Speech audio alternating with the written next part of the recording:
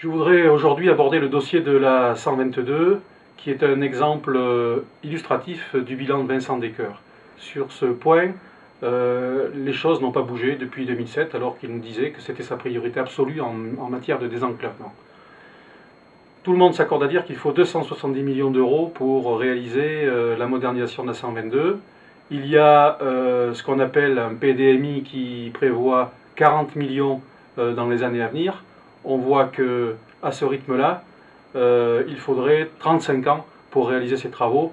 Ça n'est pas acceptable et je crois qu'il faut prendre ce dossier à bras-le-corps en faisant une priorité de l'État. Et je compte bien là-dessus m'appuyer sur la volonté d'égalité territoriale, de désenclavement de François Hollande pour mettre ce dossier à l'ordre du jour des priorités d'État en matière de désenclavement.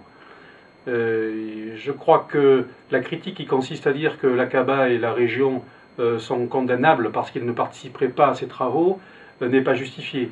Le Cantal compte 130 km de route nationale, compétence de l'État, et 4000 km de route départementale, compétence du département.